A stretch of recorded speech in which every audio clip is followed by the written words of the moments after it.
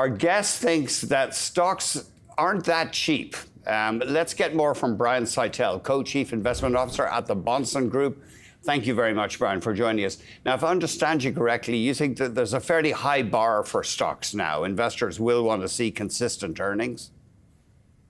I do. I think that where profit margins already are historically very high. And so the bar for both evaluation, where multiples already are, and what they're going to have to achieve over the next 12 months to just maintain current levels, I think is substantial.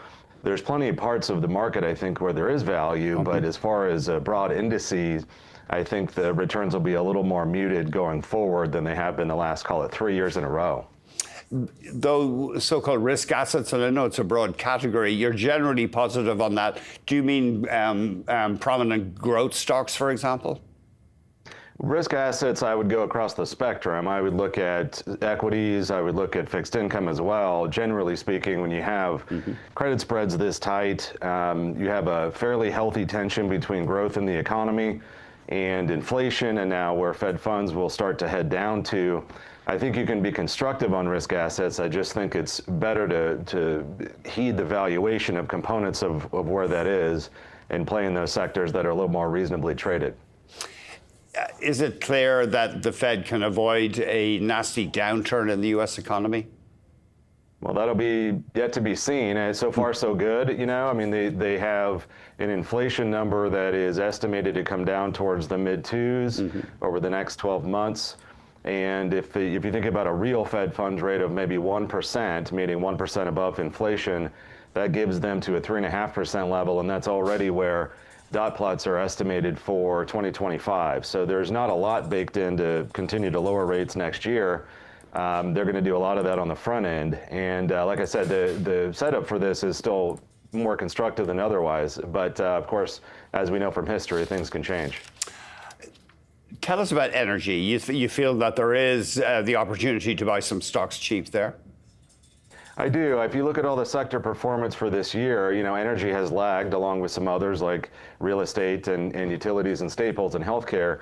But the energy sector is interesting to me because that midstream space, you can get great dividend yields, great growing cash flow dividend yields, reasonable valuations. And if you juxtapose what you can get in both Canada and the US between partnership and C Corps, I think there's a good way to get some both growth of income, but then also appreciation in the names as well. Beyond the Mag 7, what about sectors, big cap stocks? Where are you seeing opportunities? Those other sectors I mentioned, I think if you look over the next 12 months, and again, if this tension that I've talked about remains somewhat healthy between growth, inflation, and labor, then I think you'll get something more earnings growth related in the broad indices. But if you could look at some of the more, I guess, underappreciated or underloved parts of the markets, call it staples, healthcare, energy, you know, you can just enter at a more reasonable valuation. And I believe you'll get some catch up to some of those other components of the market, particularly technology, over the next 12 months. Do you feel, is there speculative froth in the market right now? I'm thinking about things like meme stocks and stable coins and a bunch of crypto IPOs, for example.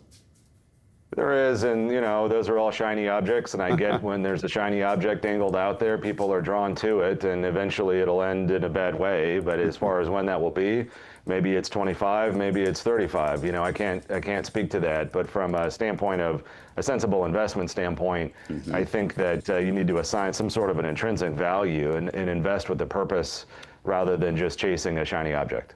That's interesting. So broadly speaking, you're skeptical of these crypto innovations that we're seeing? I don't know about skeptical. I just think that the early stage and where the valuations are, which are basically an infinity sign on most of the companies that aren't earning real free cash flow yet, is, you know, very susceptible to downturn. So, you know, for a small percentage of someone's net worth, if there's speculation, I suppose there's always room for, you know, 2% or something of a portfolio. But from the standpoint of what is going to drive an outcome for most investors, I don't think you're going to get there by betting, in other words. Right. Tell us bonds, what broadly, let's put up the US 10-year bond yield. Say somebody's time horizon was 5 years, and they wanted to be ahead, net ahead on principal and interest. Would the US 10-year bond be a decent buy right now at the yield of about 4.1%? Yields have come up here. We actually broke 4% on Fed Day and then rallied back up a little bit after that. But yeah, to answer your question, I would say that there's a reasonable rate of return to be had. If you think inflation is going to average somewhere in the 2s, and you think of a risk-free rate somewhere now in the, call it low 4s, that gives you a positive real rate of return for something that doesn't have risk of principal. And I think that's reasonable here over the next couple of years. 5 years, a little more murky out, but if you looked at maybe 2 years, I think it's a reasonable trade-off. Right, and just remind us, you may have touched on this, and I'm not sure if this is on your radar. What about credit spreads? They have been very tight on US bonds. In other words, people willing to take more risk in the States on corporate bonds than they often have in the past.